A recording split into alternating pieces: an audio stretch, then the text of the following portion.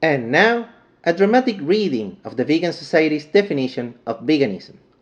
Veganism is a philosophy and way of living which seeks to exclude, as far as possible and practicable, all forms of exploitation of and cruelty to animals for food, clothing, or any other purpose, and by extension promotes the development and use of animal-free alternatives for the benefit of animals, humans, and the environment.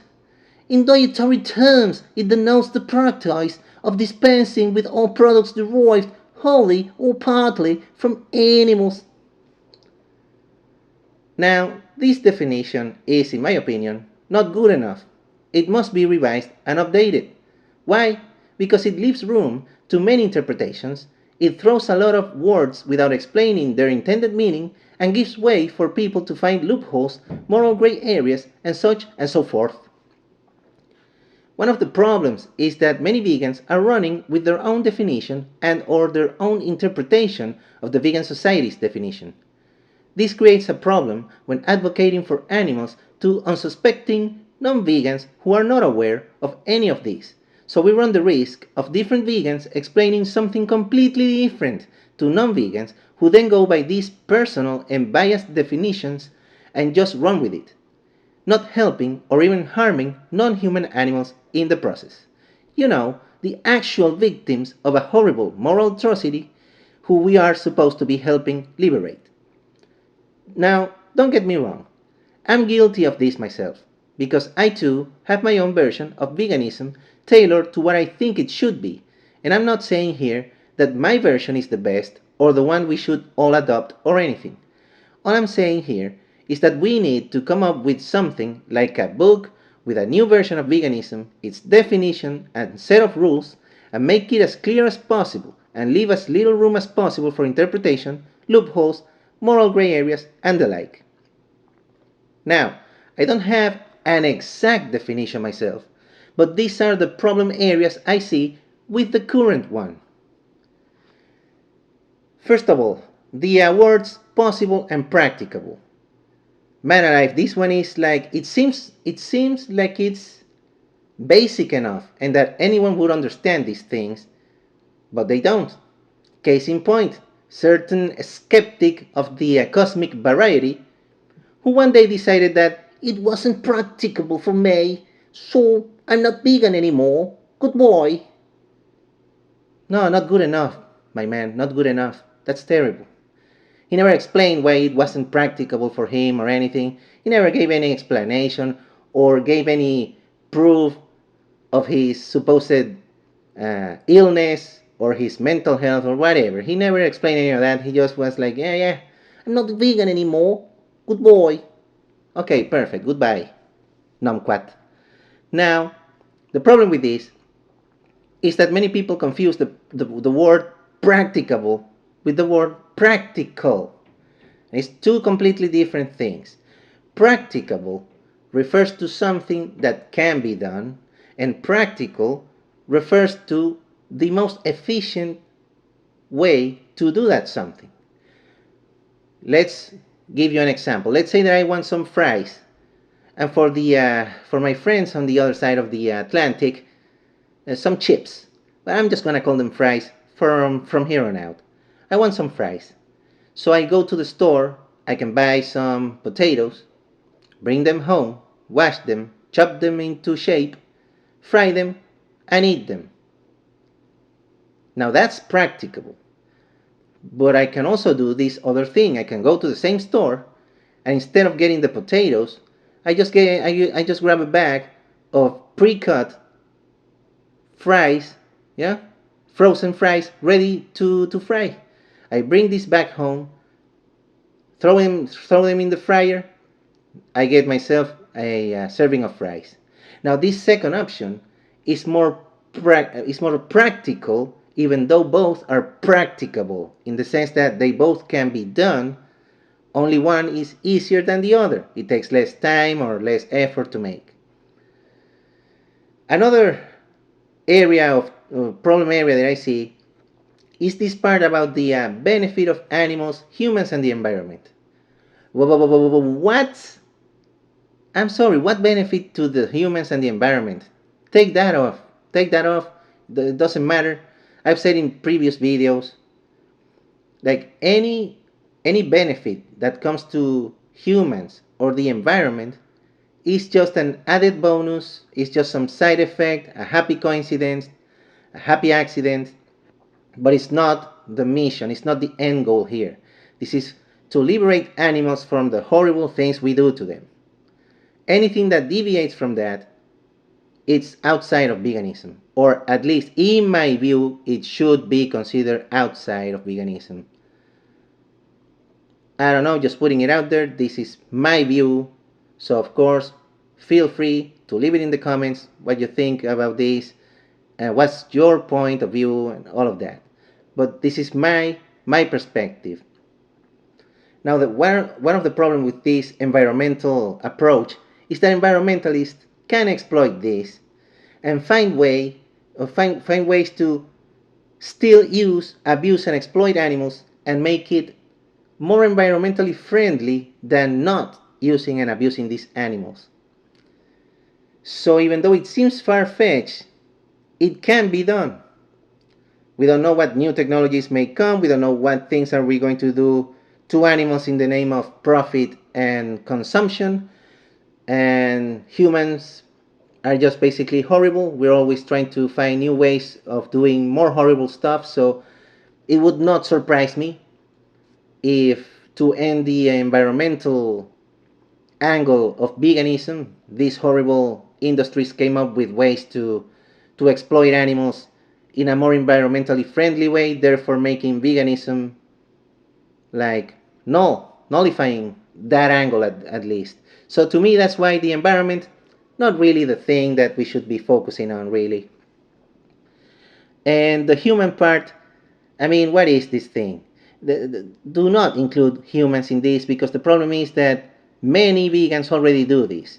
I said this in one of my previous videos about these types of vegans that go humanity first, or these gatekeeping, mostly intersectionals. And I'm sorry, intersectionals, I know your heart is in the right place, but your actions are completely misguided. I'm sorry, but that's just the truth. I mean, these intersectionals, there's the most gatekeeping of the vegans. They're like, oh, if you don't include this human rights issue or this other human rights issue in your veganism, you're not really a vegan.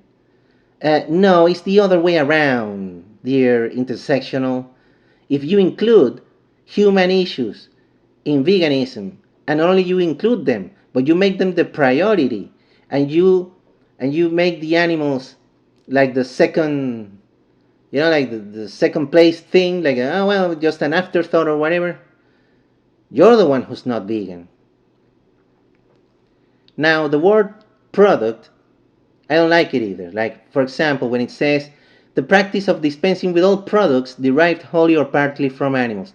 The problem with the word product is that it denotes something that was manufactured to be bought and sold, and this is basically some anti-capitalist sentiment, or even pro-communist sentiment, which I don't really like, because the problem with this is that some vegans, I've heard them say stuff like, yeah, or at least they're making it out to be like the thing that we do to the animals is wrong because someone is making a profit out of it. And no, that's not why it's wrong. That's not, I mean, of course it's wrong to make a profit out of an animal. Of course that's wrong, that's horrible.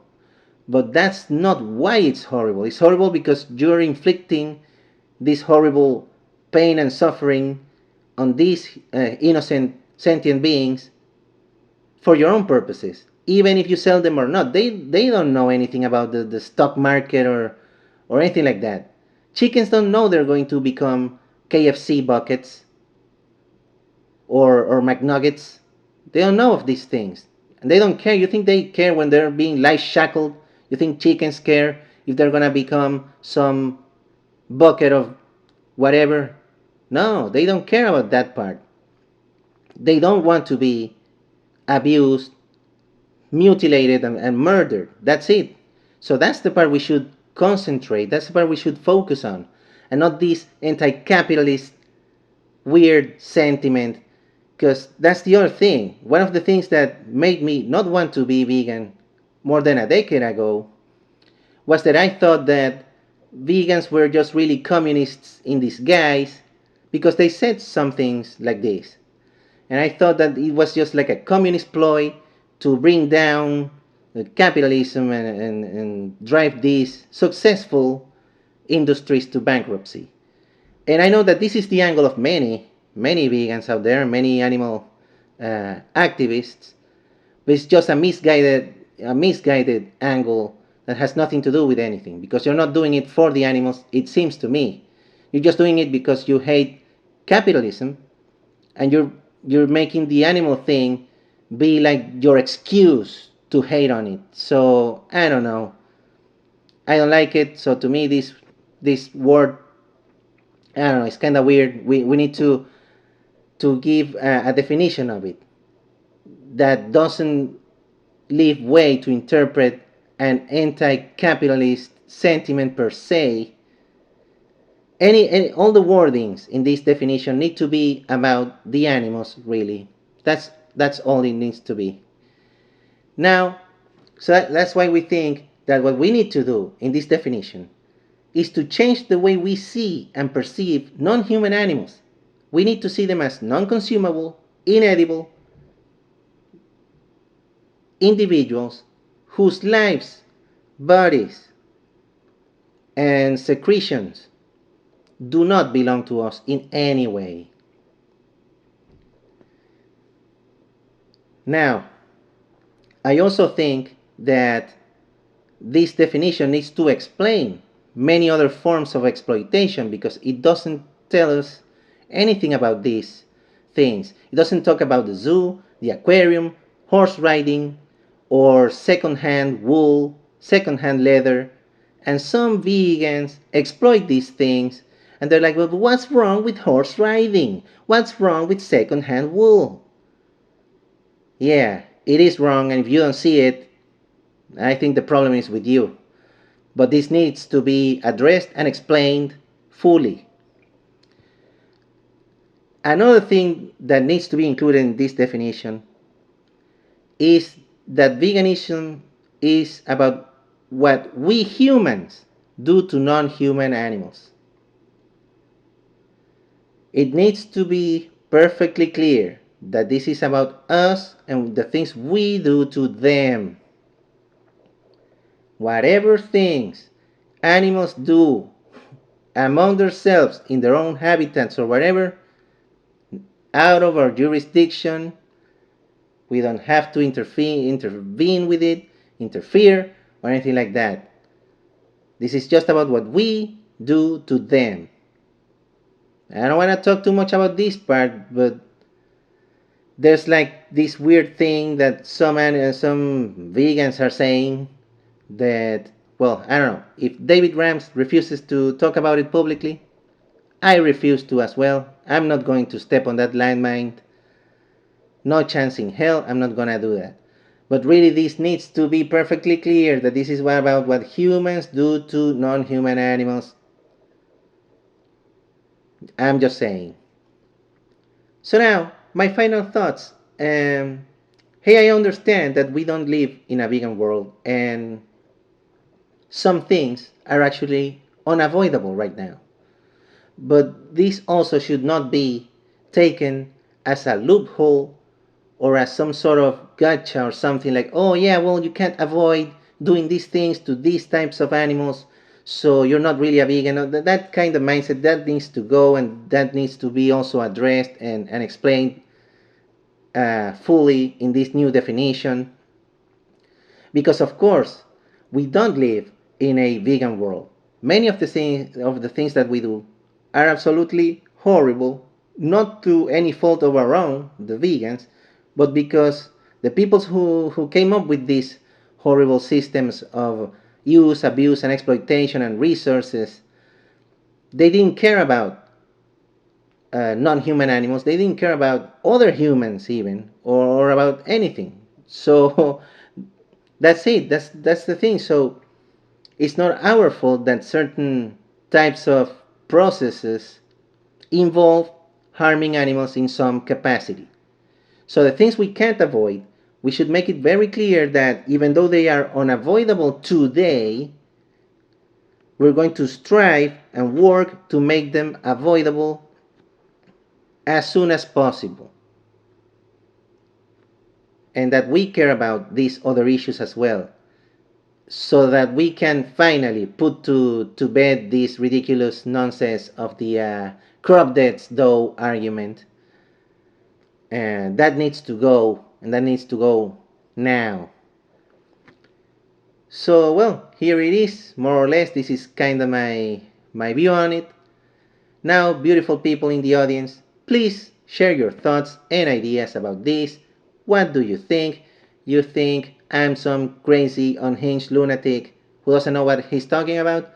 You think the vegan society's definition is perfect as it is and nothing needs any explanation whatsoever? You think Alex O'Colon is an amazing animal rights advocate? Leave it in the comments. Leave it in the comments. And well, I don't know. Or do you have your own version of this thing? Have you thought about it? What did I leave out? Is there something that you would change about what I said? Or, something that I didn't address in this thing? Some issue that I didn't talk about? Please leave it in the comments. I'll see you there. So, as I always say at the end of my videos, stop hurting animals and start turning veganese. Till next time.